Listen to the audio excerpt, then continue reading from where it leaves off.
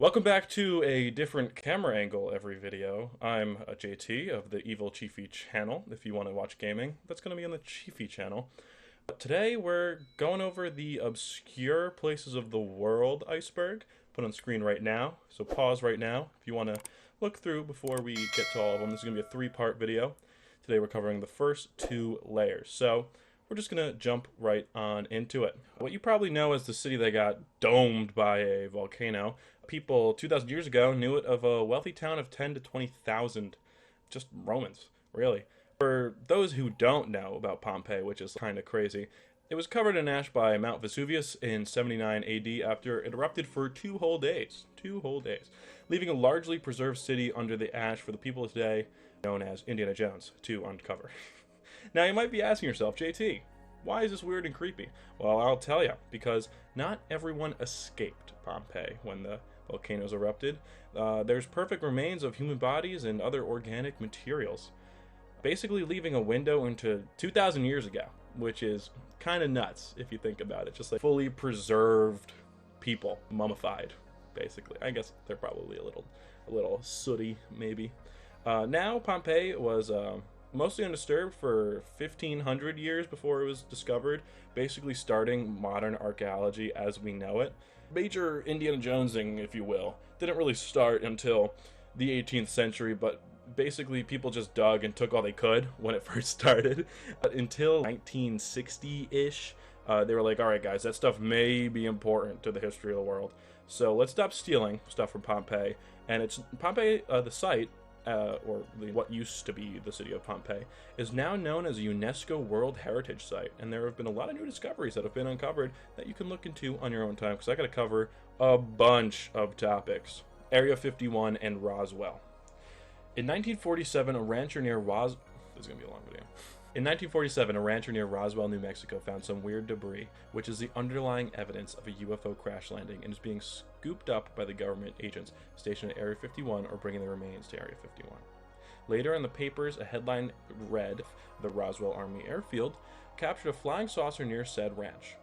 Blowing up internationally, the announcement was later retracted within a day, only adding even more fire to the conspiracy flame.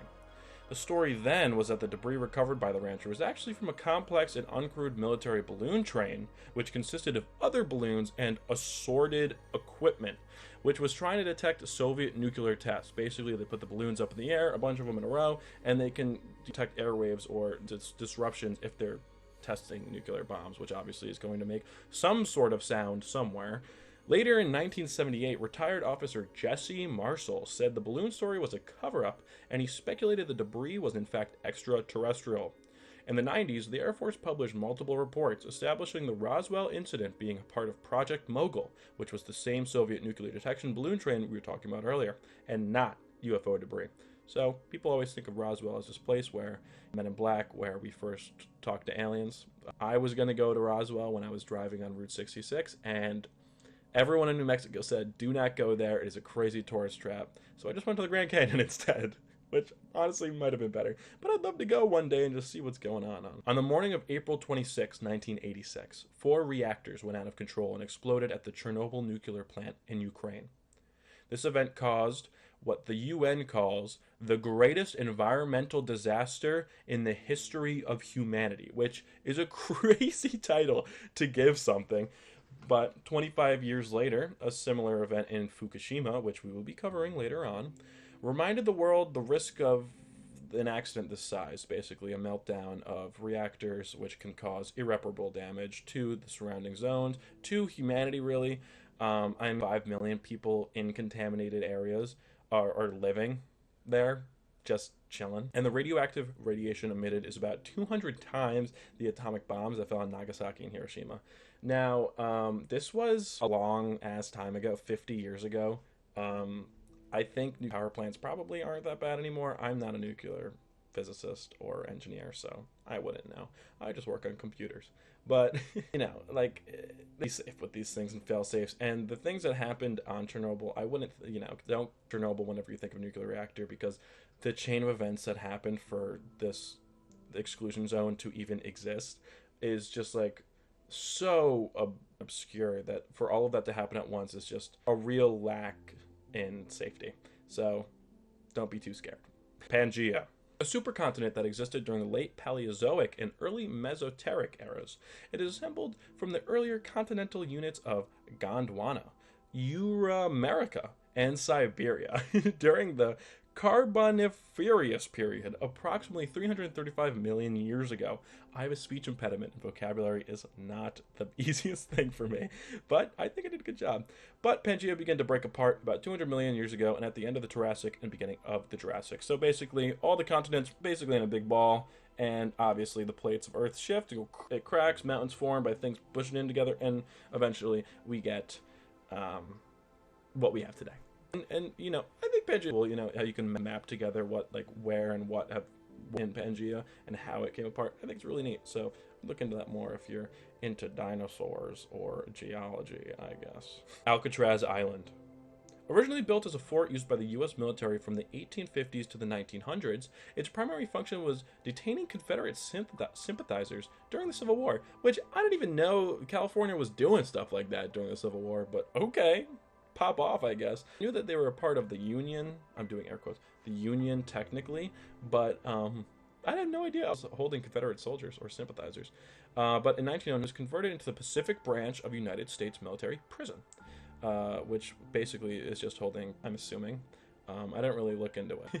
It was not until 1934 that Alcatraz became a federal penitentiary operating as a maximum security super prison designed to break the spirits of the nation's most notorious public enemies, which is something I did look into. And it's kind of crazy that that is the description giving of a prison. But there have been some famous, obviously there has been a lot of people referencing like Mob of the Dead, a Black Ops 2 Zombies map, and what the fuck. But one famous escape in 1962 involves Frank Morris and brothers John and Clarence Anglin. They crafted lifelike dummy heads out of soap, toilet paper, and real hair to fool the guards and escape allegedly. Following the prison's closure in 1969, activists occupied the islands for 19 months, citing an 1868 treaty demanding the deed to establish a cultural center. Now, the people that escaping, it is said that they probably died when they got to the water because it was shark-infested waters and crazy far from, I think, San Francisco. There's just, like, no way you get from the island back to the mainland. But the activists occupying the island, when it was bought, they just offered the natives there, like, literally nothing for it, and they didn't know, so they're like, okay. And so people were trying to land back to the rightful owners. El Dorado. El Dorado is a mythical city of gold supposedly located somewhere in South America. The king of this city was said to be so rich that he would cover himself head to toe in gold dust, either daily or on certain occasions, before diving into a sacred lake to wash it off. The legend was first recorded in the 16th century by Spanish colonists in the Americas.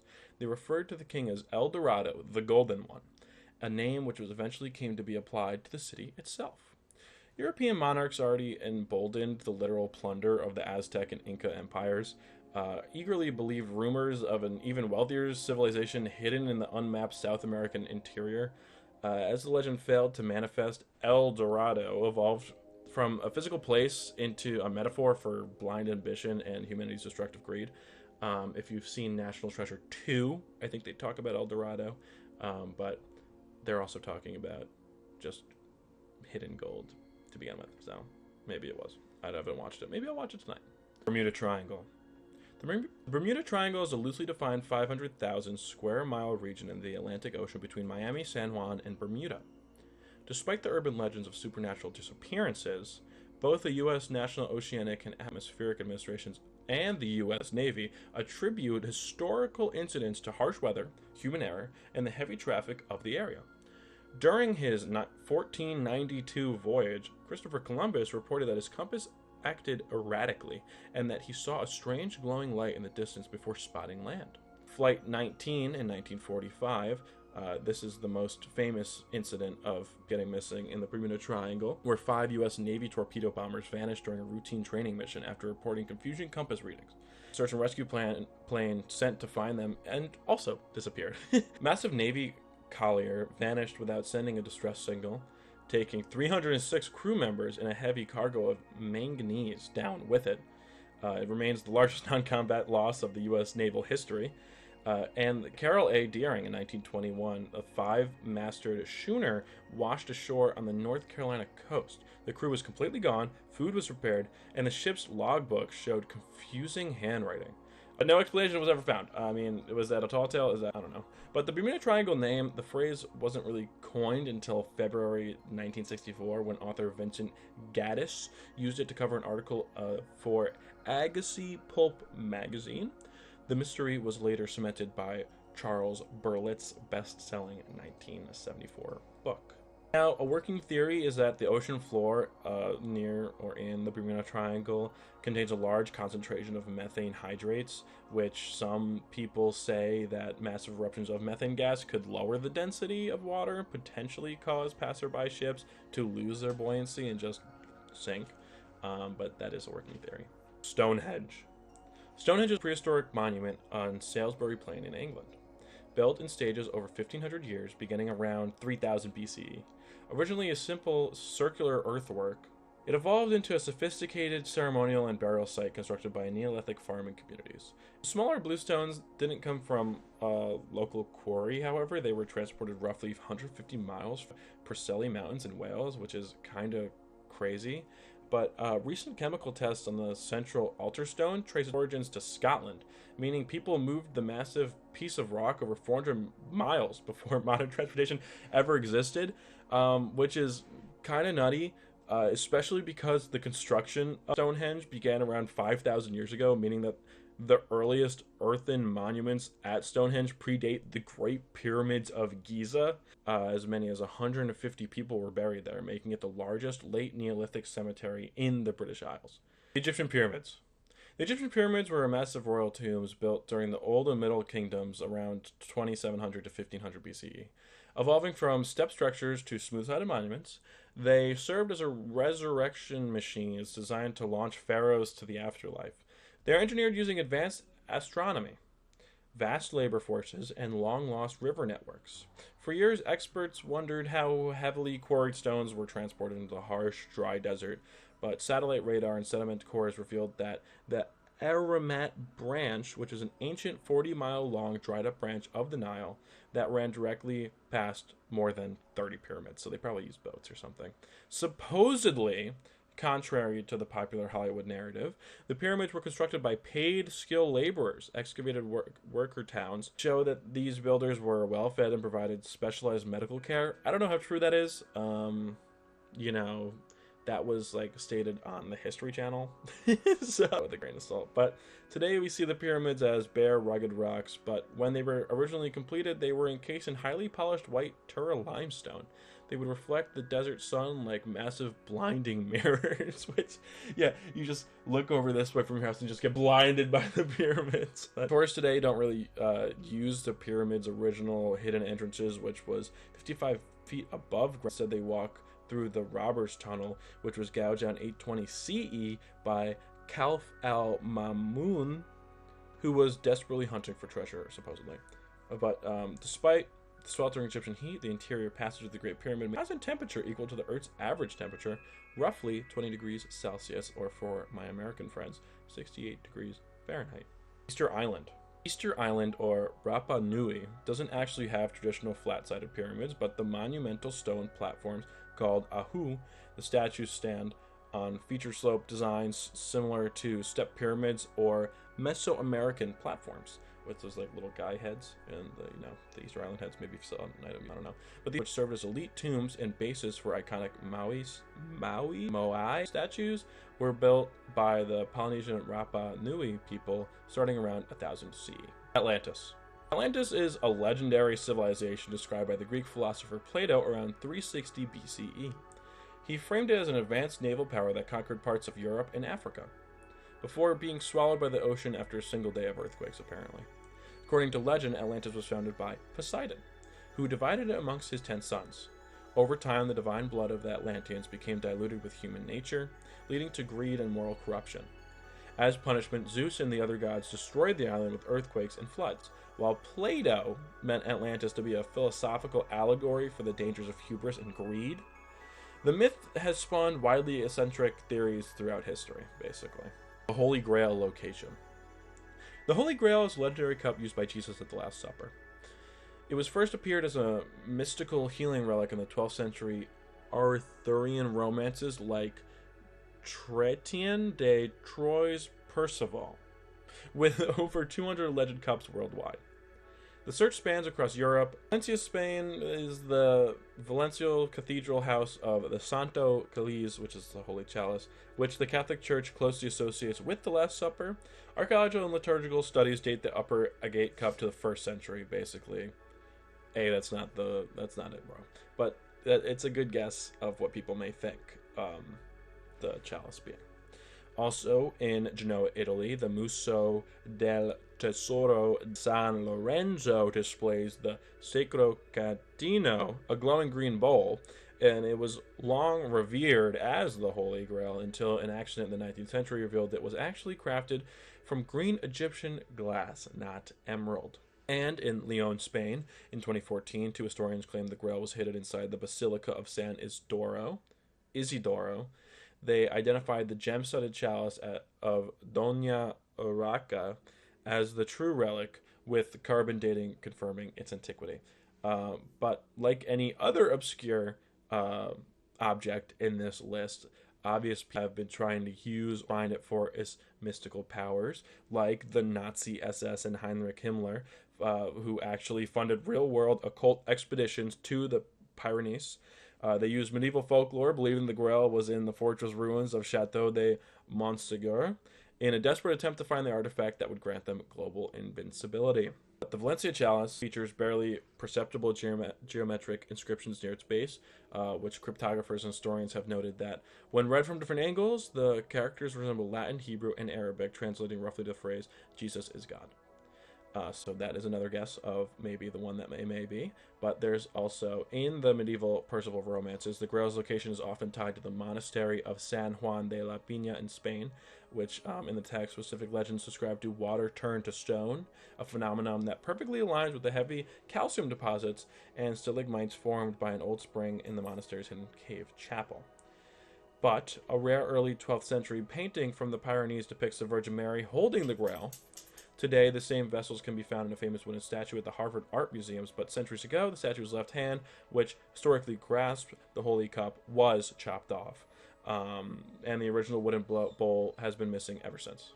Now, Arthurian legends assert that Joseph R. Arimathea brought the Grail to Glastonbury Tor in England. Believers claim that the local water sources run red because they pass through Christ's blood, though scientists confirm the phenomenon is simply caused by red iron oxide in the soil. So maybe one day the Holy Grail will show up somewhere, or we can get some actual concrete evidence of which one of these cups may actually be it, but for now it's all speculatory.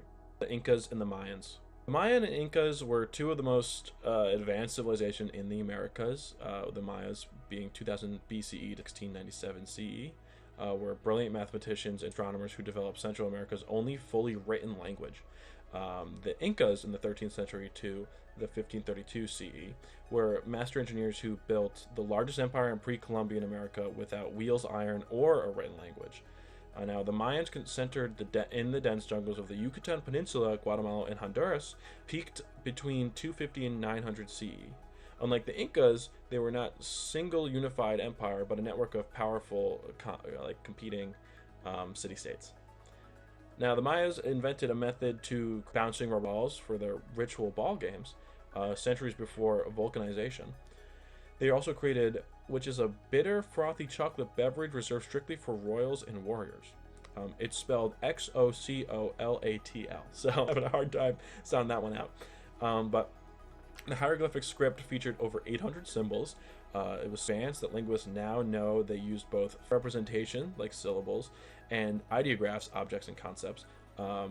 And Maya nobility practiced deformation, which shapes babies' skulls to elongated. They independently developed the mathematical concept of zero, supposedly, long after the Babylonians, but centuries ahead of Europe. But basically, they did it by themselves, right? Because obviously zero was a thing in Europe and Asia. But they just made it on their own, because they were cut off from the other continents.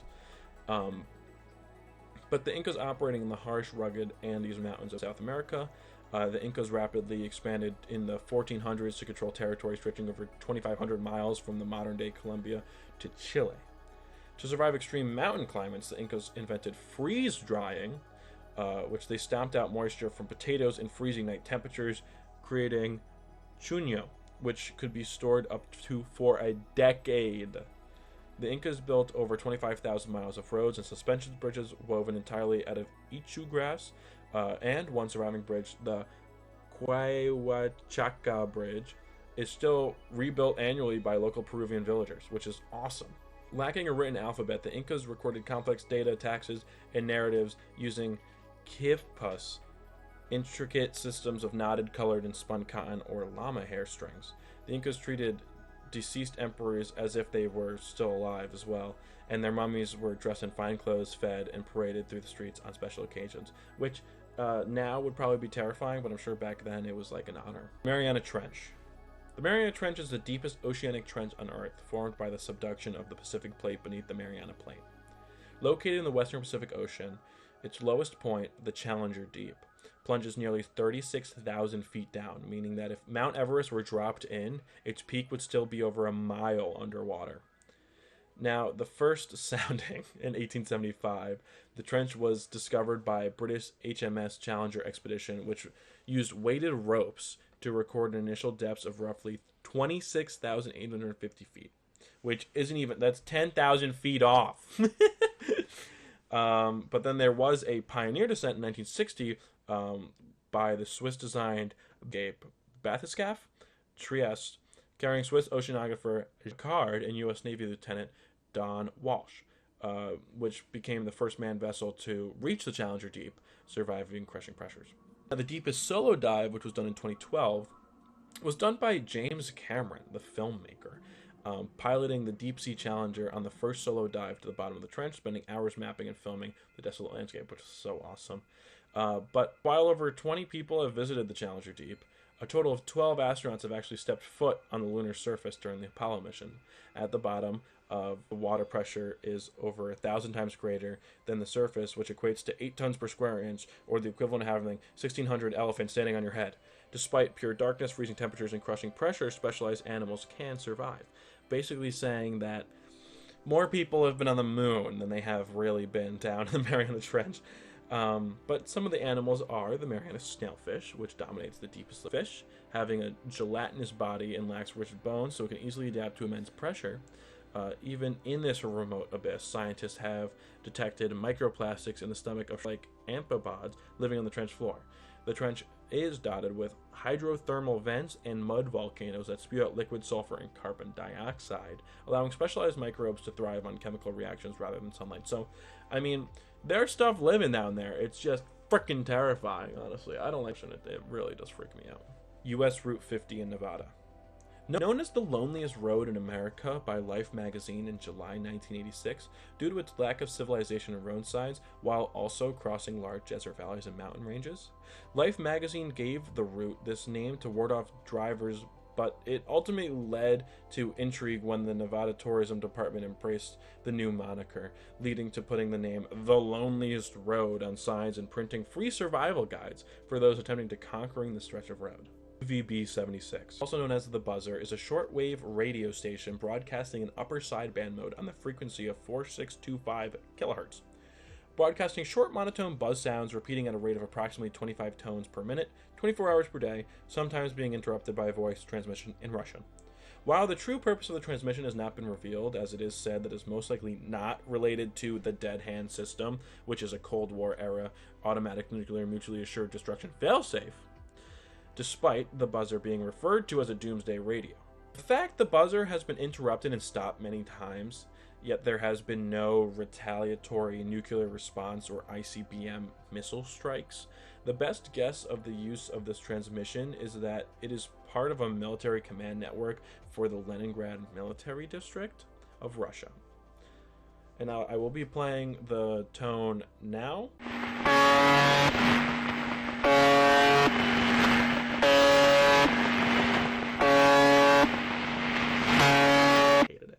So real, I hate it. Bohemian Grove. Bohemian Grove is a 27-acre private campground in Sonoma County, California. owned by the prestigious all-male Bohemian Club. Founded in 1872 by San Francisco journalists and artists, it evolved into an ultra-exclusive retreat for global political and business elites, known for extreme secrecy and elaborate summer rituals. The tradition began in 1878 when a group of San Francisco journalists, artists, and performers gathered in the redwoods of the Marin County for a farewell party. Now, the original Bohemian Club was an escape for men devoted to literature, the arts, and nature. However, to fund their operations, wealthy businessmen and patrons were gradually admitted, eventually pushing out the penniless artists. By the 1890s, the annual 2-week summer gathering at the Grove became a fixture, and once accessible, the Grove grew secretive in the 1930s, as it became a haven for Republican presidents and powerful power brokers. Now, the secretive nature of the Grove has fueled decades of rumors, conspiracy theories. Conspiracy theories, and documented eccentricities. A fateful 1942 meeting at the Grove among leading scientists and financiers laid the logistical groundwork for the atomic bomb and planning the Manhattan Project. And every July, members perform a theatrical ceremony at the base of a 40-foot concrete owl statue, which the ritual involves burning a coffin-like effigy named Care to symbolize the banishment of worldly worries and club responsibilities. Now, the motto of the club is "Weaving spiders come not here." Deriving from Shakespeare's A Midsummer Night Dream, it signifies that the members should leave outside business, politics, and networking behind to simply be bohemians, though this rule is notoriously broken in practice.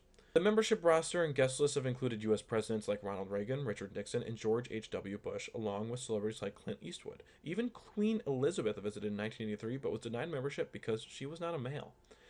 Now, the heavily guarded woods have been infiltrated several times, most notably in 2000 by radio host and horrible person Alex Jones, where he broke in and filmed the cremation of Care ceremony we were talking about previously, sparking decades of online intrigue regarding the club's activities. Snake Island in Brazil. Snake Island, known officially as Ilha de Queimada Grande, is a 106-acre rock formation off the coast of Sao Paulo, Brazil. Famous for its massive population of critically endangered golden lancehead pit vipers, not the glasses.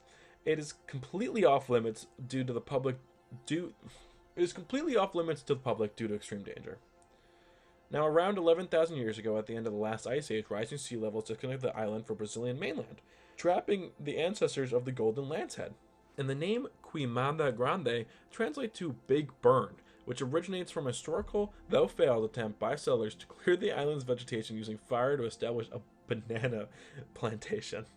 But because the island was cut off from the continent, the stranded snakes had no terrestrial mammals to hunt, so to survive they adapted to feed on migratory birds that temporarily rest on the island during the year. So these snakes are basically just going through it and surviving. They survive burning, they survive having no food, and adapted to eating birds, which is terrifying.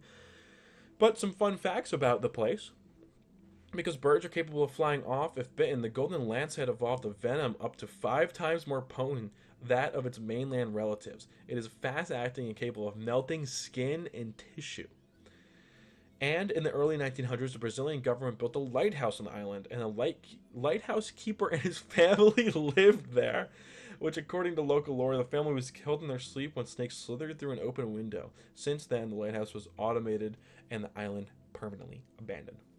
While early claims estimated up to 5 snakes per square meter, modern scientists estimated a total population of 2,000 to 4,000 golden lanceheads still on a small patch of land.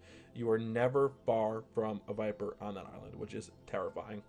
But because the golden lancehead exists exclusively on this island, its venom is highly valued in medical research, such as heart disease treatments.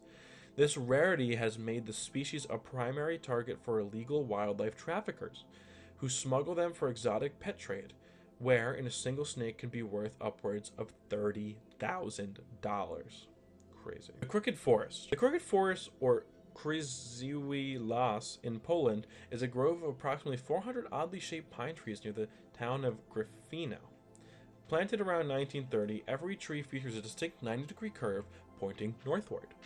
The exact cause remains a mystery, though theories range from intentional human manipulation or heavy snowfall. Now, the trees were planted between 1925 and 1930, when the region was a part of Germany.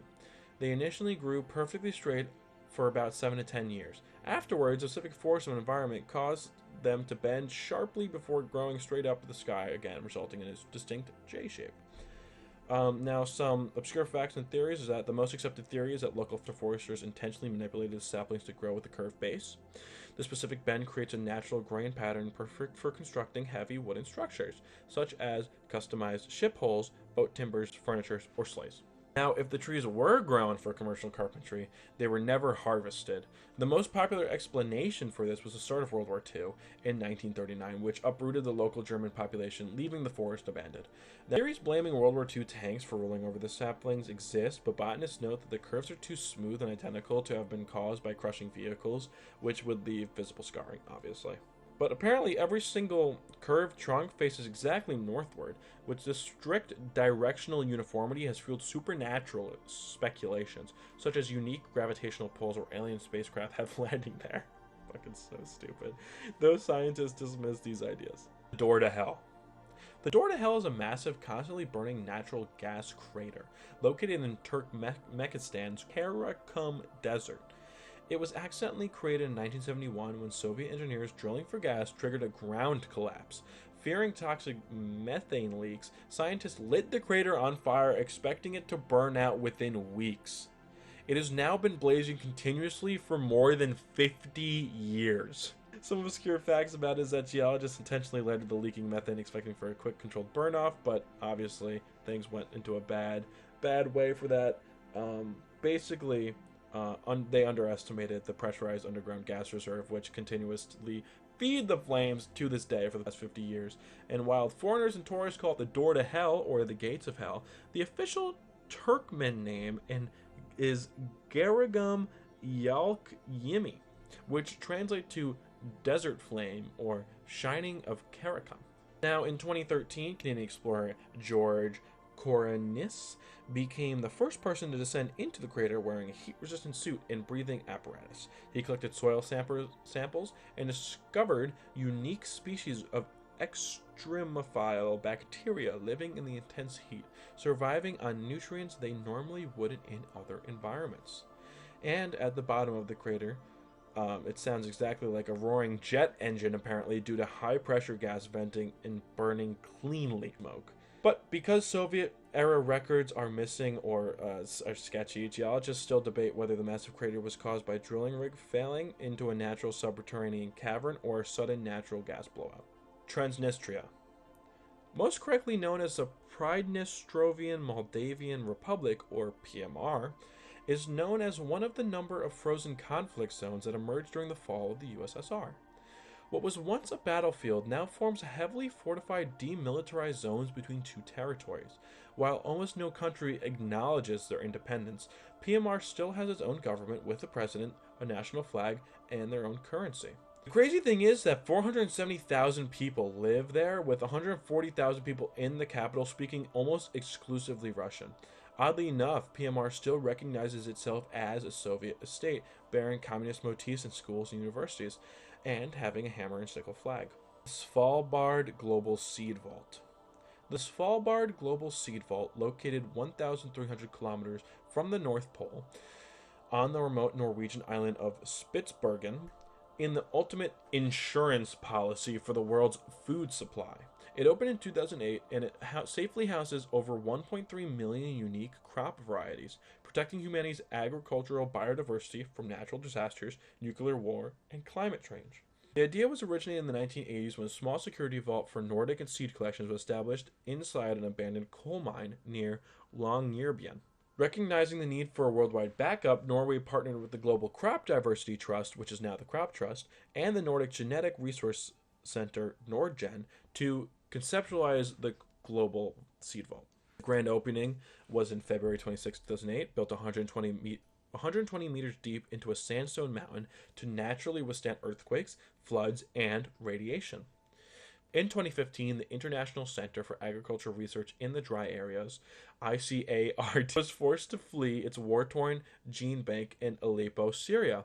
Because of this, they executed the vault's first ever withdrawal, retrieving seeds to regenerate and plant new collections in Lebanon and Morocco. Some obscure facts is that Norway doesn't own the seeds. Depositing countries retain sole ownership and control of their samples, and the facility operates much like a safety deposit box. No one else is permitted to open, test, or distribute another country's seeds, obviously. And the vault is strategically built into permafrost, which acts as a giant natural refrigerator. Even if the facility's active cooling system completely fails, the surrounding rock keeps the temperature approximately at -8 degrees Celsius to -18 degrees Celsius. And the entrance features a striking illuminated art installation by Devek San that glows brightly during the long polar night, serving as a beacon of hope. That's pretty cool. The general public is obviously not allowed inside. Only authorized depositors and personnel are permitted through the doors. However, visitors can explore the vault digitally through the Seed Vault virtual tour. And the vault can hold up to 4.5 million distinct crop varieties, which equate to roughly 2.5 billion individual seeds. Following the initial Syrian seed retrieval, the vault's fame skyrocketed, earning its popular culture nickname Doomsday Vault. Göbekli Tepe. Discovered in the 1990s, this religious site was said to be made around 9500 BCE, known to be the world's oldest known temple complex. Dating back to around 11,500 years ago, the site contains circular enclosures with massive T-stone pillars adorned with the intricate animal carvings. Research attribute to the site to the hunter-gatherer groups predating the advent of agriculture, which challenged prior assumptions of the simplicity of the societies, being held as obviously a groundbreaking find which reshapes what we know about human culture evolution. This site suggests that the religious and social organizations precede agricultural development. However, the claims that the site was made by a lost civilization have injected controversy into discussions about the site's origins and significance. Death Valley National Park. Death Valley National Park, spanning over 3.4 million acres in California and Nevada, holds records as the hottest, driest, and lowest location in North America. Despite its intimidating name, it does have a rich 9,000-year human history and is home to remarkably obscure geological and biological anomalies. Now, the area was named in the winter of 1849 by a stranded group of California gold rush prospectors. Although only one of the members of the party actually died, they feared that they would all perish in the desolate. Obviously, it hasn't been that desolate because the valley has been a homeland to the Tambisha, formerly known as the Panamint Shoshone, for over a millennium. Their name for the area, Tumpisa, means rock paint and refers to the valley's red ochre deposits. Now, some obscure facts about it is that outside of Alaska, Death Valley is the largest national park in the United States. It is larger than the states of Rhode Island and Delaware combined. And on the dry lake bed, known as the Racetrack Playa, heavy rocks, some weighing hundreds of pounds, mysteriously leave long trails in the mud, as though they were sliding across the surface. This phenomenon is caused by a delicate combination of light winds and thin breaking sheets of ice that push the rocks along where the mud is slick. But on July 15, 1972, the ground surface temperature of Furnace Creek reached an astonishing 201 degrees Fahrenheit, or 93.9 degrees Celsius, which is just shy of boiling. Now, despite being the driest place in the country, Death Valley is home to native fish species. The most famous is the Devil's Hole's pupfish, which lives in an isolated limestone cavern spring that is at least 500 feet deep and has no known bottom. Now, a popular spot, Badwater Basin, the lowest point in North America at 282 feet below sea level, was once a prehistoric inland lake. The region also features rocks estimated to 1.7 billion years old. Now, Death Valley, obviously being surreal and having otherworldly landscapes, made it a perfect backdrop for several scenes in the original Star Wars A New Hope, which you can probably go back and find today. The Tomb of Jesus. The most universally recognized burial site of Jesus is the Church of the Holy Sepulchre in Jerusalem. Dating back to the 4th century, the site features a rock-cut tomb enclosed within a shrine, the Aedicule. Awesome. I'm a good Catholic. Though once located outside the city, modern urban expansions now places it within the old city walls. In 135 CE, Emperor Hadrian built a temple dedicated to Venus over the site. While some viewed this as an attempt to suppress Christianity, scholars note it was actually served to precisely mark and preserve the location. In 325 CE, Emperor Constantine the Great ordered his representatives to locate the tomb. When workers demolished Hadrian's pagan temple, they discovered a single intact rock-cut tomb beneath. In 2016, the tombstone interior was unsealed for the first time in centuries for restoration. Mortar samples taken from the limestone and marble bed were dated around 325 CE, proving strong archaeological evidence for Constantine's discovery. Some obscure facts is that popular depictions of Jesus' tomb often feature a massive disc-like rolling stone, obviously the door that he opened up. However, archaeological records of Jerusalem's Second Temple period indicate only 4 wealthy royal tombs under disc stones. A common tomb would have utilized a cork-shaped plugstone, most likely. The Gospel of John notes that the 2 angels were seated where Jesus' body had lain, one at the head and the other at the feet. Archaeologists suggest this means Jesus was laid on an arcosolium, which is a flat bed carved into a wall, rather than a narrow burial slot. An alternative candidate is the Garden Tomb, which is another venerated site just north of the Old City. Discovered in 1867, it features a serene garden in a skull-like rock formation and closely aligns with the biblical depictions of Golgotha. However, most historians and archaeologists point to the Holy Sepulchre due to its continuous history of veneration. Jonestown. The People's Temple Agricultural Project, aka Jonestown, was a remote settlement in Guyana formed by the People's Temple, an American religious cult under the leadership of Jim Jones. Jonestown became internationally infamous when, on November 18, 1978, a total of 918 people died at the settlement, at the nearby airstrip in Port Katuma, and at the Temple Run building in Georgetown, Guyana's capital city. A total of 909 people died in Jonestown, all but 2 passing from cyanide poisoning, for the most part against their will. The rest of the details I cannot really say on this platform. Fort Knox. Fort Knox, located in Kentucky, originated as a World War I artillery training camp, Camp Knox, in 1918. In 1936, the U.S. Treasury built the famous Bullion Depository. Chosen for its secure inland location, the 109,000-acre military installation now protects roughly half of America's gold reserves. Now, a fun fact, in World War II, to protect them from being potentially bombed, the U.S. Treasury secretly moved the original Declaration of Independence, U.S. Constitution, and the Gettysburg Address to Fort Knox, which I think is so dope. But some obscure facts is that with a population of over 26,000, the broader Fort Knox military base operates functionally as its own city, complete with multiple schools and services. The Bullion Depository vault door is 21 inches thick, weighs over 20 tons, and no single person knows the entire combination to open it. Furthermore, U.S. Mint Police, one of the oldest federal law enforcement agencies, protect it. Now, Franklin D. Roosevelt is the only sitting U.S. president to ever set foot inside the vault. And the heavy secrecy has spawned wild conspiracy theories. Some urban legends claim the gold vault is actually empty, while others suggest it contains secret national treasures, narcotics, and even alien artifacts. Obviously, the mysterious nature of the fort inspired the plot of 1964's James Bond film Goldfinger, which I totally recommend watching. Sean Connery is amazing in that movie. Aokigahara Forest.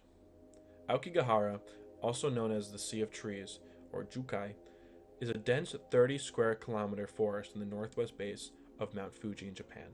It rests on volcanic rock from 864 CE Mount Fuji eruption, and is known worldwide for its tragic modern association with suicide, rich folklore, and disorienting terrain. Some obscure facts about the surrounding place. The porous volcanic rock absorbs sound waves entirely. Stepping a short distance into the forest results in profound, eerie silence, with almost no wind or wildlife noises. Because the ground is so rich in magnetic iron from the hardened volcanic lava, compasses can occasionally behave erratically, adding to the extreme disorientation of the dense, nearly impenetrable undergrowth. In the early 2000s, local authorities and volunteers began sweeping the forest annually to locate bodies. After discovering a peak of over 100 bodies in 2003, the Japanese government stopped publicly releasing the annual statistics, fearing that the media attention and numbers would encourage copycat tragedies. Today, the forest trails include signs pleading with visitors in distress to reconsider and contact prevention services.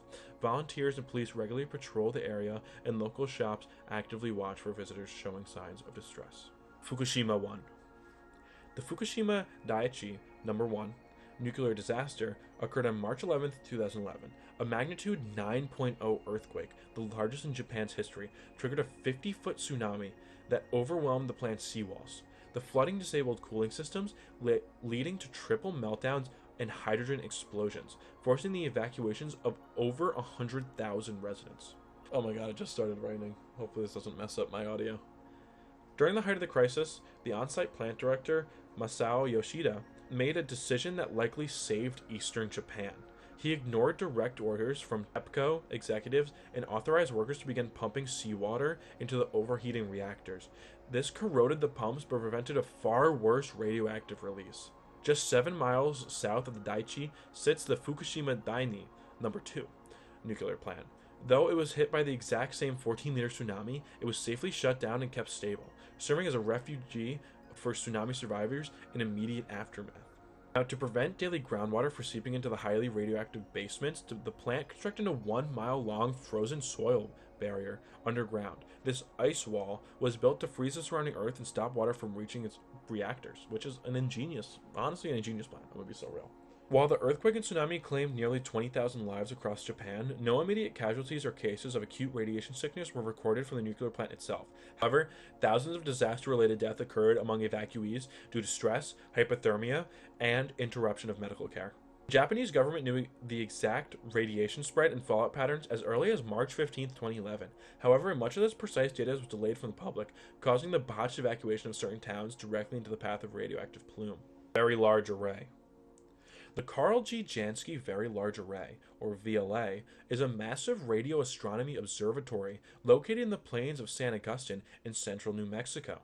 About 50 miles west of Socorro, built in the 1970s, it uses 27 operational dish antennas arranged in a Y shape to function as a single colossal telescope stretching up to 22 miles wide.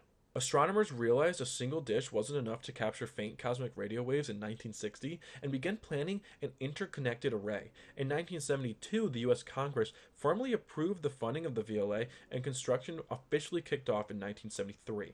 In 1980, the facility was officially open to the public and scientific community, and now in 2012, the facility was renamed to honor Carl Jansky, the pioneer who first discovered radio waves emitting from the center of the Milky Way. While the array is famous for its 27 active antennas, it actually consists of 28 massive 25-meter dishes. The 28th dish rotates through the continuous heavy maintenance program, so the array never loses an operational telescope. Each 230-ton dish sits on a double parallel railroad track to adjust the array's zoom levels for different types of observations. Locomotives slowly move the dishes along these tracks. At its widest configuration, the 22-mile span of the VLA is physically larger than the entire island of Manhattan. It's so crazy. The facility is a pop culture icon, and it features heavily in the science film Contact, Carl Sagan's Cosmos, in Terminator Salvation. In 1982, the VLA helped scientists discover the evidence pointing to a supermassive black hole hiding in the center of the Milky Way. Despite sitting in a dry New Mexico desert, the VLA made a landmark discovery in 1991. It detected evidence of water ice at the poles of the planet Mercury. Chicxulub Crater. The Chicxulub Crater is a 150-kilometer wide, 20-kilometer deep impact structure in Mexico's Yucatan Peninsula. Formed 66 million years ago by a 10 to 15-kilometer wide asteroid, it triggered the KPG mass extinction, wiping out 75% of all species on Earth, including the non-avian dinosaurs. In the late 1970s, geophysicists Glenn Penfield and Antonio Camagaro mapped a strange underground circular arc while searching for the petroleum for Mexico's state-owned oil company, Pemex. Because it was originally seen as a petroleum exploration asset, their data mapping the buried structure was treated as a company secret. But in 1990, the data was pieced together with globally scattered geological evidence, like shock quartz and thick ejecta layers found in Haiti, confirming it as the dinosaur-killing impact site. Some obscure facts is that the name Chicxulub is a Mayan word that loosely translates to tail of the devil, or the flea of the devil. The crater is completely invisible to the naked eye. It is buried under nearly a kilometer of limestone and sediment. The exact rim of the crater is actually outlined on the surface by a ring of 1,000 cenotes, naturally freshwater sinkholes. The impact was so violent that the Earth's crust briefly acted like a fluid. Deep granite bedrock was thrown up inward in an enormous splash, then collapsed back down in a matter of minutes to form a mountain range inside the crater. Garden of Gethsemane. The Garden of Gethsemane is a historic grove at the foot of Mount Olives in East Jerusalem. Renowned as a site where Jesus prayed and was arrested before his crucifixion, the name stems from the Hebrew-Aramaic phrase Gat Shemanim, meaning oil press, indicating the ancient agricultural origins. The New Testament does not use the term garden, instead describing an olive grove near the dedicated oil press. Christians have venerated a cave on the lower slopes for over 1,600 years, transforming the site into a pilgrimage destination as early as the 4th century. The land is documented to have changed hands multiple times, featuring Byzantine crusaders, and modern structures. Today, the garden surrounds the Roman Catholic Church of All Nations, also known as the Church of Agony, construction in 1924 over the foundation of early Crusader and 4th century basilicas. The garden contains the grove of 23 ancient olive trees with 8 massive, gnarled trunks. Extensive radiocarbon dating by the National Research Council of Italy analyzed 3 of these trees, dating them back to the 12th century. Because olive trees can be resprout from their roots, DNA tests confirm that the oldest tree shares the exact same genetic parent. The ancient subterranean root system are theorized to be potentially thousands of years old. The location was likely an active industrial press, which explains the name. Olives harvested from the Mount of Olives were crushed in the stone presses to extract oil for daily cooking, lighting, and anointing in the ancient temple courts. Aside from the open-air tree grove, a massive cave, or grotto, sits adjacent to the nearby Church of the Virgin Mary. Historically, this space housed the original ancient olive press. Many historians believe Jesus and his disciples actually used this cave as a resting or hiding space rather than an outdoor grove. Albanian bunkers. Albania's countryside is famously dotted with hundreds of thousands of concrete mushroom bunkers. Built by communist dictator Enver Hoxha between 1960 and 1980s out of paranoia of a foreign invasion. They created an estimated average of 5.7 bunkers for every square kilometers. Following World War II, the leader of Enver Hoxha ruled Albania with an iron fist, eventually turning the nation into a hermit state, often called as the North Korea of Europe, which I have never heard it be called that, as he progressively severed ties with Yugoslavia, the Soviet Union, and finally Mao's China. Hoxha developed a fear siege mentality. He feared constant imminent invasions from both NATO and former communist allies, leading to an aggressive national defense program. The military's goal was to construct a massive defensive web, specifically Kendor or center pillbox bunkers, so that every citizen could mobilize and fight off an occupation. The bunkerization program cost an estimated twice as much as to build and utilize 3 times as much concrete as the heavy fortified French Maginot Line. The materials and labor required to build a single standard bunker roughly equaled the cost of constructing a 30 to 40 square meter apartment. The obsession took a devastating toll on Albania's civilian economy, severely draining resources that were desperately needed for housing shortages and road infrastructures. To prove to the top brass that the bunkers were indestructible, the lead military engineer, Josef Zagali, was ordered to sit inside a prototype while a tank fired directly at it. He survived, and mass production began. Bunkers were placed virtually everywhere. You can find them on pristine coastlines, in the middle of school playgrounds, in vineyards, on mountainsides, and even tucked into cemeteries. North Sentinel Island. One of the Andaman Islands in the Bay of Bengal is a protected area of India, home to the Sentinelese. The members of the indigenous group have protected their isolation from the outside world primarily with violence, to keep themselves very isolated. First founded in 1771 by the East India Company, multiple contacts have been tried to be made, most ending with violence, warnings, or even death. However, some researchers have been able to trade fruit and coconut using similar dialects to the tribes. Unfortunately, they were warned to leave as soon as possible, just in case something happened. The Vatican Apostolic Archives. Renamed the Vatican Apostolic Archives in 2019, the archives hold over 12 centuries of official papal records and correspondence. It is not a repository of forbidden mysteries, but rather the Pope's private collection of diplomatic and administrative papers. The secret in this historic name, Archivum Secretum, actually translates to private or personal. Pope Paul V officially established the centralized archives in 1612. Prior to this, papal documents were scattered across various locations, resulting in massive losses during historical crises like the Avignon Papacy and the 1527 sack of Rome. In 1810, Napoleon Bonaparte seized vast amounts of the archive and ordered the documents transferred to Paris. Many were damaged, lost, or destroyed during the transit. Pope Leo VIII famously opened the archives to qualified historians in 1881, declaring that the church needs the truth. Today, the archives feature approximately 53 miles or 85 kilometers of shelving holding over 35,000 cataloged volumes. A portion of the collection is stored in a secure two-story underground vault called the Bunker. Despite myths regarding hidden extraterrestrial life or apocalyptic prophecies, the physical archives hold very real, highly sought after, and obscure historical artifacts, like the Ojibwe birch bark letter of 1887. One of the most unique items is the 1887 letter sent to Pope Leo VIII by Ojibwe, Ontario, Canada, expressing thanks to the Pope and dressed to him as the Great Master of Prayer. The actual original records of the 1633 Roman Inquisition trial against Galileo Galilei are preserved here, detailing the punishment for advocating for heliocentrism. The 1530 petition of King Henry VIII's demanding the annulment of his marriage to Catherine of Aragon. It bears the wax seals and signatures of over 80 English peers and clergy members.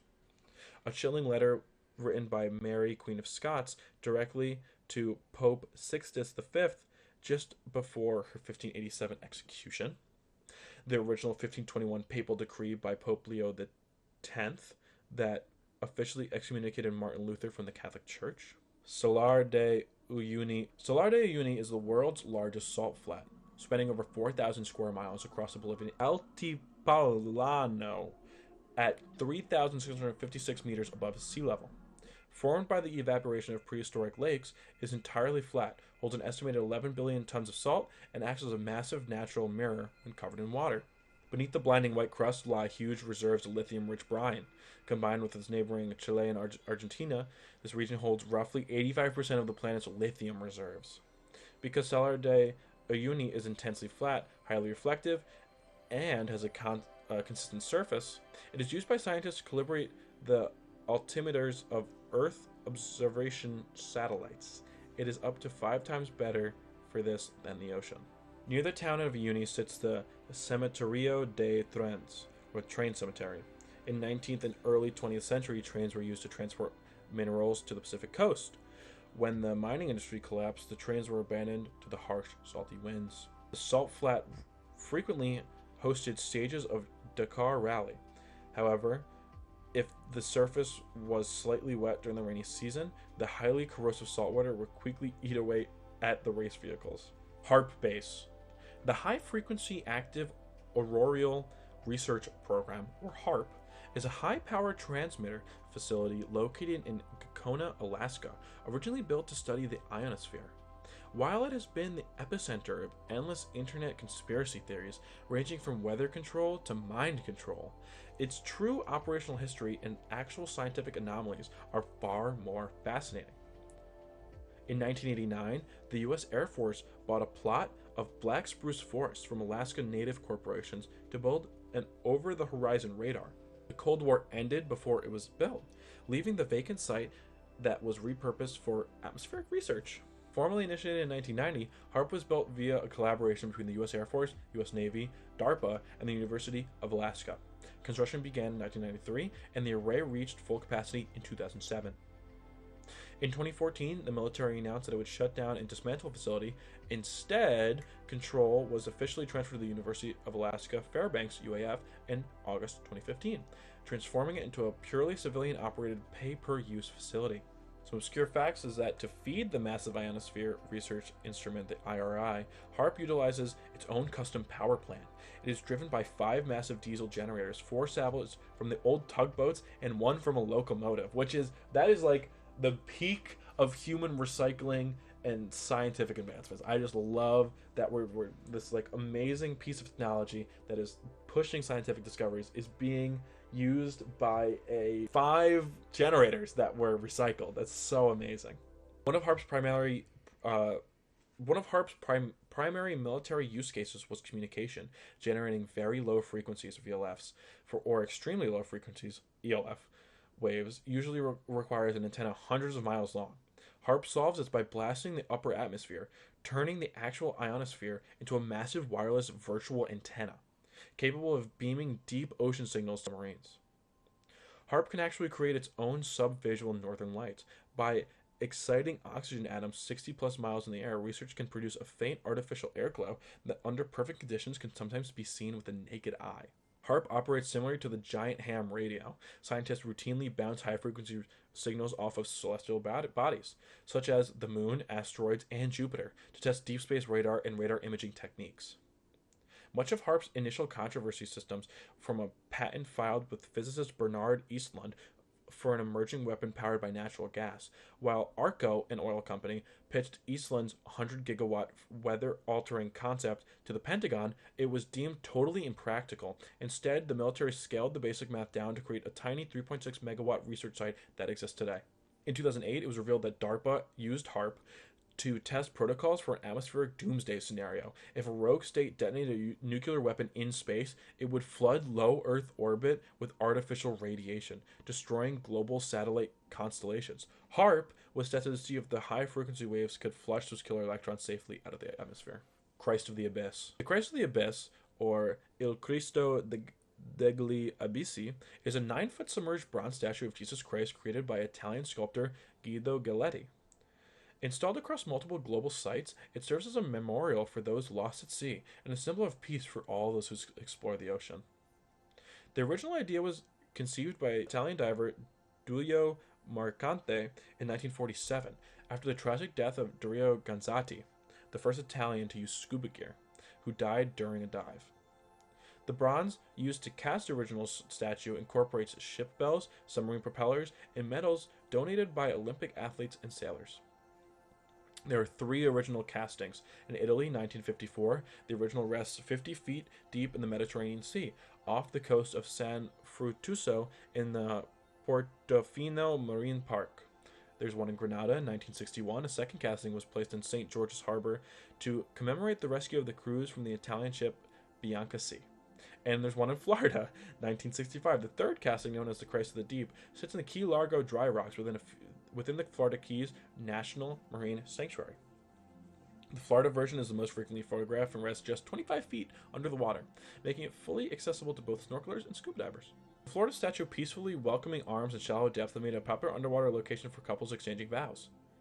On the last Sunday of July, an annual memorial ceremony takes place on the beach of San Frutuoso, Italy, where local divers hold an underwater torchlit procession to the original statue and place a wreath of flowers at Christ's feet, which is beautiful. Babylon. Babylon, located in modern-day Iraq, began as an unremarkable town in the 3rd millennium BCE, but rose to become the majestic capital of the Babylonian and Neo-Babylonian empires. It is famously associated with the Code of Hammurabi, the Tower of Babel, and the Hanging Gardens. First dynasty from 1894 to 1595 BCE, where the city gained prominence under the Amorite king of Hammurabi, who unified Mesopotamia and instituted his famous comprehensive written legal code. After fluctual control, the city was completely destroyed by Assyrian king Sennacherib in 689 BCE, but was subsequently rebuilt by his son Esarhaddon. In the 7th and 6th centuries BCE, under the Chaldean dynasty, Nebuchadnezzar, awesome name, II, turned Babylon into the largest, most spectacular city in the world, stretching over 4 square miles. And after conquering the Persian Empire, Alexander the Great made Babylon his planned capital. It was here that he died in 323 BCE. The Babylonians utilized a base 60 numerical system rather than a base 10 system. This is the exact reason why we divide an hour into 60 minutes and a circle into 360 degrees today. The Hanging Gardens are one of the 7 wonders of the ancient world, yet archaeologists have found 0 physical evidence of their existence. Some experts believe that they were a poetic legend and actually located in Nineveh. While Babylonians had slaves, prisoners of war, or people born into servitude, free citizens could also become enslaved to pay off debts. However, this was typically a temporary state-regulated situation until the debt was satisfied. The Akkadian meaning for Babylon, Babili, translate to Gateway of the Gods. Babylonian scholars used advanced geometry to track the movement of planets, mapping the skies and calculating the Jupiter's path centuries before the Greeks did. And the Lion of Babylon, a powerful basalt sculpture depicting a lion standing over the prostrate human, was discovered in the late 18th century and remains an iconic symbol of the region, gracing local signs and Iraqi currency. Catacombs of Paris. The Paris catacombs are a vast network of underground tunnels containing a skeletal remains of over 6 million people.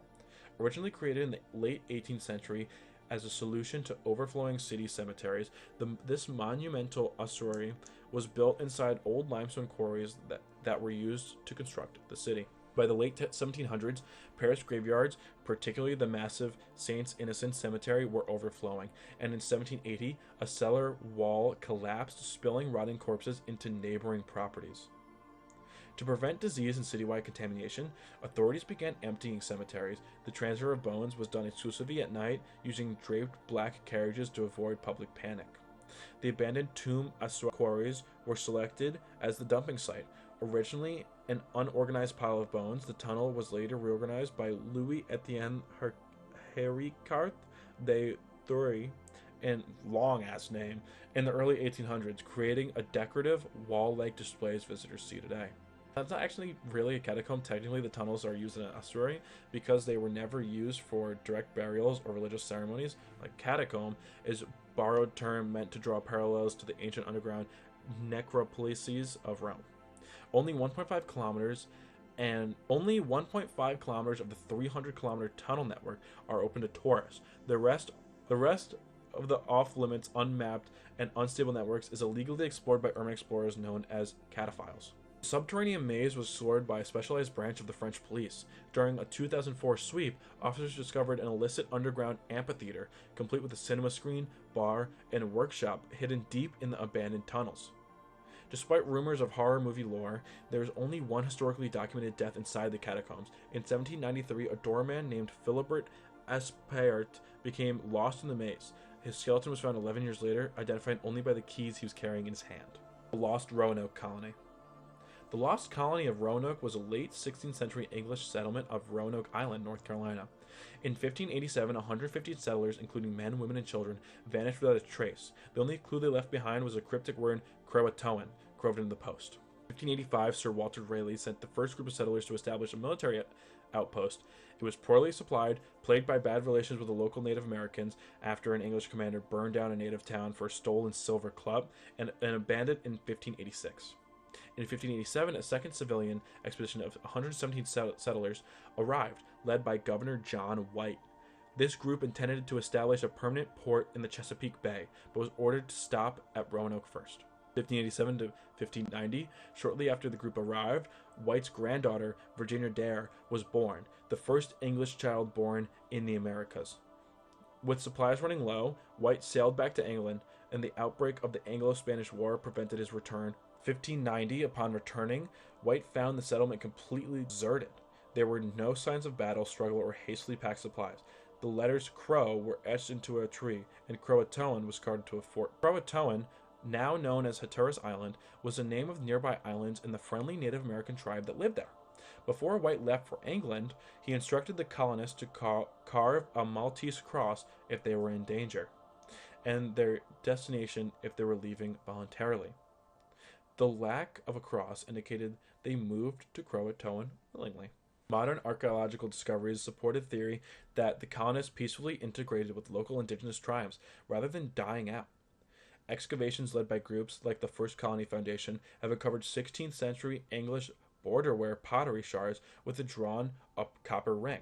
This copper was likely an English trade item, and finding these European items with indigenous settlements suggests significant cultural exchange and survival. Governor John White, who was a skilled artist, drew maps of the region. Modern researchers analyzing his maps discovered hidden, patched-over symbols that could indicate the intended destination of the colonists, including a possible fort location inland. Decades after the disappearance, settlers in the Jamestown colony received accounts from local Native Americans and subsequent explorers of people in the region with European features. Some accounts mention tribes with gray eyes or people who could read, giving weight to the belief that the Roanoke settlers intermarried with the Croatoan and other Algonquin-speaking tribes. The fate of the lost colony was a driving obsession for early Jamestown settlers. They desperately wanted to find out what happened to the Roanoke settlers to help them avoid the same pitfalls. Cat Island in Japan. Japan's cat islands, most notably Aoshima or Ehime Prefecture and Tashirojima, Miyagi Prefecture, are remote feline havens where cats outnumber humans. They evolved from working fishing villages protecting their supplies from mice to global tourist phenomena, though today they face challenges of human depopulation and sustainable care. Aoshima is the most famous cat island, once a bustling sardine fishing village with a human population around 900 in the 1940s. Its humans' number steadily declined as younger generations left for mainland urban centers. Cats were initially brought to the island by fishermen in the early 20th century to eradicate mice that were chewing through fishing nets and destroying supplies. With no natural predators, the cat population exploded, and today cats outnumbered the remaining elderly human residents by roughly 10 to 1. Because the growing cat population became unsustainable, a widespread neutering program was implemented, resulting in marked years of many of the cats. Hajarim. Hajarim is a breathtaking megalithic temple complex in Malta, dating back to 3600 to 3200 BC. Predating both the Egyptian pyramids and Stonehenge, this UNESCO World Heritage Site is famous for massive limestone blocks, one of which weighs nearly 20 tons, and its sophisticated astronomical alignments. The temple was constructed by an ancient society of farmers who arrived in Malta around 5000 BC. Around 2500 BC, the vibrant temple building civilization abruptly and mysteriously vanished, leaving the islands deserted. Unlike many temples that were completely buried over time, the tallest megaliths of Hajarhim remained partially visible above ground for millennia. It was officially excavated in 1839. Archaeologists have never found human bones or tombs in the Hajarim, instead only animal bones. Elaborate altars and fertility figurines like the Maltese Venus have been recovered, indicating it was strictly a place of ritual and sacrifice rather than a burial site. This temple was built using a mix of hard and soft limestone because of the soft Globergerina limestone used in the southern walls. The site has suffered severe weathering over thousands of years, making the relief carvings much less distinct today than they were centuries ago. One of the shrine walls features a carefully carved hole that aligns perfectly with the sunrise of the summer solstice. That only acts as a calendar, but also in acoustic properties that cause some sound to reverberate throughout the temple. Unlike the rough-hewn outer walls, Hajarim houses some of the most intricate prehistoric artworks discovered on the islands. Most notably, a stone altar is meticulously carved with a plant motif, which scholars interpret as a tree of life. Without the use of metal tools, cranes, or wheels, the Neolithic builders somehow managed to quarry, transport, and perfectly place massive stones. The largest stone block of the site is approximately 5.7 meters long and weighs around 20 tons. Island of Dolls. La Isla de la Muencas, Island of Dolls, is a remote, eerie site in the Xochimilco canals of south of Mexico City. Created by recluse Don Julian Santana Barrera, it features thousands of decaying, mutilated dolls hanging from trees. He hung them over 50 years to appease the spirit of a drowned girl he failed to save. I don't know if you can... Chief just laid down right next to me. I don't know if you can hear him snoring, but that's going to be for the rest of the video, probably. In the 1950s, Don Jualina Santana Barrera abandoned his family and moved to the isolated Chinampana, an artificial Aztec floating garden. In the show... Okay, sorry. I'm just going to spell it. Xochimilco canals. Shortly after arriving, he discovered the body of a little girl who had drowned in the surrounding waters. Soon after, a doll washed ashore near where the girl died. Believing it belonged to her, Julian hung it from a tree as a sign of respect and to pacify her spirit. However, he claimed he continued to hear the phantom girl crying in the night. To ward off evil spirits and to keep her tormented soul at bay, he spent the next 50 years scouring trash bins, trading his homegrown vegetables, and fishing in the canals for discarded dolls to hang on the island. In 2001, Don Julian passed away at the age of 50. In an eerie parallel to the legend, his body was found floating in the canal in the exact same spot he claimed the little girl had drowned decades earlier. Local legend claims the drowned girl never actually existed, and that Julian may have been hallucinating the tragic events due to his isolation. During 1990s, Julian supplemented his income by giving tours of his creepy domain. He would trade fresh produce with locals for old, degraded dolls, like I said earlier. The site is officially recognized by Guinness World Records as the world's largest collection of haunted dolls, which also attracts massive populations of insects and spiders that nest within decaying toys. The swampy, muddy canals of Xochimilco. I'm gonna look at what to say this. Surreal. Xochimilco. Xochimilco. The swampy muddy canals of Xochimilco date back to the 1300s and were originally built by the Aztecs. Some paranormal enthusiasts suggest the dolls serve as modern vessels for spirits stemming from ancient Aztec human sacrifices. Micronesia. Micronesia, spanning over 600 islands of the Pacific, has been shaped by the centuries of Austronesian voyagers, an intricate sequence of Spanish, German, Japanese, and American colonial rules and traditional navigation. It is a region defined by ancient megalithic ruins, deep historical World War II wrecks, and completely unique cultural quirks. Austronesian peoples began migrating to the North Mariana Islands as early as 1500 BCE. Ferdinand Magellan made initial European contact in 1521. After Spain's rule, the islands were governed by Germany and Japan before falling to the U.S. after World War II. The federal state of Micronesia, FSM, adopted the Constitution in 1979 and became fully independent in 1986 through the Compact of Free Association with the United States.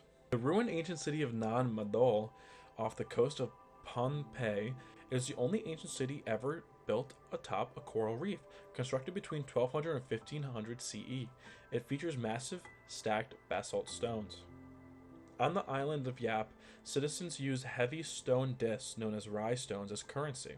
Some stones are up to 12 feet wide and weigh 5 tons.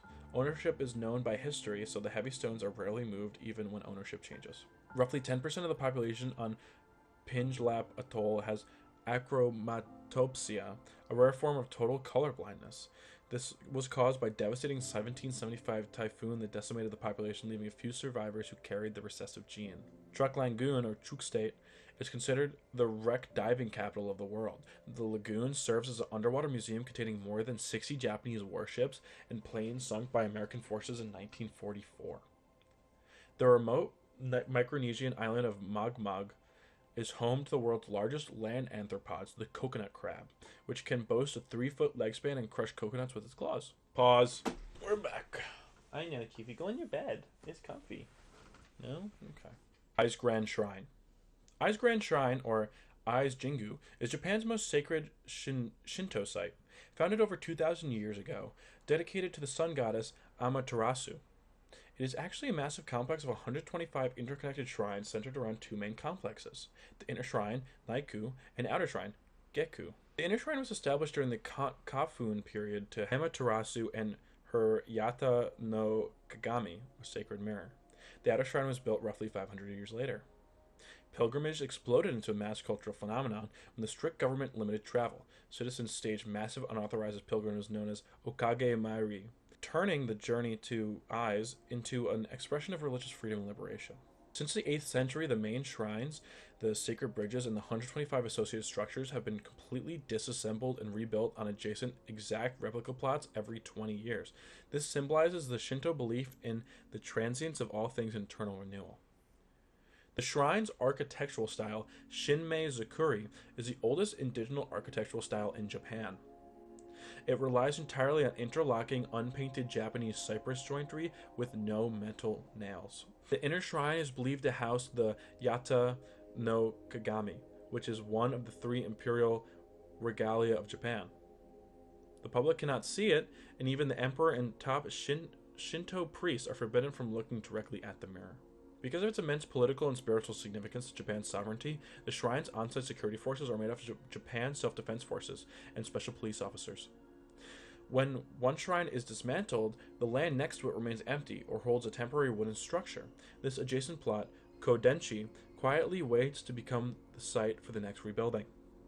For Japanese people born abroad, a common ritual is to cut a lock of hair, wrap it in yellow paper, and have relatives returning to Japan offer it to the shrine to represent their ancestral roots. The Statue of Unity. The Statue of Unity, located in Gujarat, India, is the world's tallest statue at 182 meters, 597 feet, dedicated to India's Iron Man, Sardar Vallabhbhai Patel. It was inaugurated on October 31st, 2018, and symbolizes his monumental efforts in unifying 562 princely states into the modern Republic of India. The project was announced on October 7, 2010 by Narendra Modi, who was the Chief Minister of Gujarat. The statue was designed by renowned Indian sculptor Padma Bhushan, recipient Ram V. Sutar. Built over approximately 42 months, the structure was brought to life by over 3,400 workers and 250 engineers. A nationwide campaign known as the Statue of Unity movement collected iron from farmers across India. Over 100 metric tons of iron and recycled farming instruments was melted and integrated into the statue's foundation. The monument stands roughly 4 times higher than the New York Statue of Liberty. Its base alone is 58 meters tall. At 182 meters in the air, the statue is engineered to withstand wind velocities of up to 180 kilometers per hour and earthquakes measuring up to 6.5 on the Richter scale. To achieve this, it utilizes 2 massive 250-ton tuned mass dampers to absorb and counteract vibrations. Similar to the Statue of Liberty, which was originally brown, the Statue of Unity's bronze coating will naturally oxidize over time. Because of its bronze material, the statue will gradually shift from its current bronze to a pale green color over the course of a century. Due to its immense size and highly reflective bronze paneling, the statue can be seen from a radius of 7 kilometers as reportedly visible from space. At a height of 153 meters, there is a viewing gallery capable of accommodating 200 visitors simultaneously, offering a panoramic view of the Narmada River and the nearby Sardar Sarovar Dam. The Nazca Lines in Peru. The Nazca Lines are a collection of 1,500 massive geoglyphs etched into the arid plains of southern Peru. Created by the Paracas and Nazca cultures between 500 BC and 500 CE, these giant designs were made by scraping away dark, oxidized surface rocks to reveal the lighter, high-contrasting sand beneath. Although the Spanish colonizers passed over them and originally mistook them for dirt roads, these lines were not scientifically studied until Peruvian archaeologist Toribio Mejia noticed them in 1927. Their true magnitude wasn't realized until American historian Paul Kosak observed them from an airplane in 1941, launching decades of research into their potential astronomical purpose. German mathematician Maria Rieck dedicated her life to measuring, studying, and protecting the lines starting in the 1940s. Her meticulous efforts are largely why the geoglyphs were preserved and named a UNESCO World Heritage Site in 1994. Archaeologists are continuing to find new figures today. In recent years, researchers utilizing artificial intelligence and drones have successfully identified dozens of completely new faded geoglyphs. Many of the iconic animal figures, such as the monkey, hummingbird, and spider, weren't drawn with a sketchpad mentality. They were cleverly engineered by the Nazca people as a single unbroken continuous line that never crosses itself.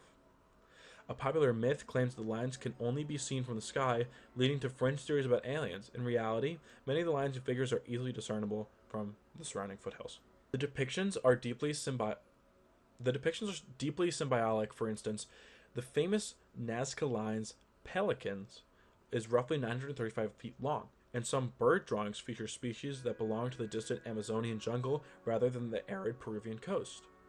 The ancient buildings frequently made mistakes and changed their minds. The Pampa features overlapping drafts where old geoglyphs have been completely crossed out and superseded by newer, straighter lines. Agartha. Agartha is a legendary subterranean civilization supposedly located deep within the Earth's crust, often associated with the Hollow Earth hypothesis. Despite modern claims that it is an ancient mythological city, the concept was actually invented by the late 19th century by French occultists and writers. The name was originally coined as Agartha in 1873 by French colonial official and writer Louis Jacoliot, who claimed it was the ancient solar capital of India. The myth was cemented by French mystic Marquis Alexandre Saint-Yves de Levre. What's with these French people with crazy long names? In the 1886 book Mission de l'Inde in Europe, he described Agartha as a vast underground Himalayan empire. The legend spread to the west in 1920 via Ferdinand Ossendowski's memoir Beasts, Men, and Gods, which claimed the king of the world lived in the subterranean realm called the Garthi. According to St. Ives, Agarthans communicate using an ancient 22-letter language called Vatan or Vatanian, which is allegedly spoken in Atlantis. It was also said to be the language used on the surface of the earth prior to the Kali Yuga. Legends claim Agarthans possessed underground technologies far superior to the surface world's science, including high-efficiency gas lighting, railways, and air travel, which we also have, but whatever.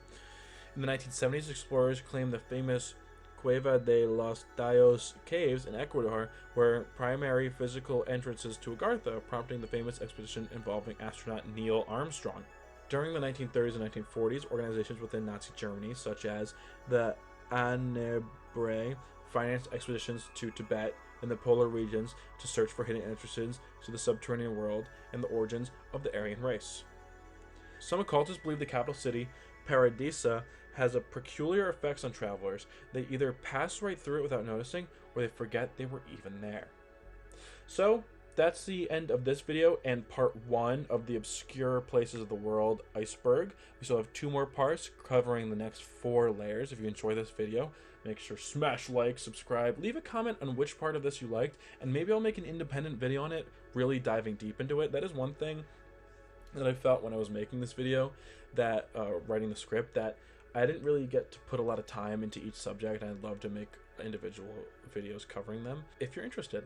So let me know, and I'll see you in the next one. Bye!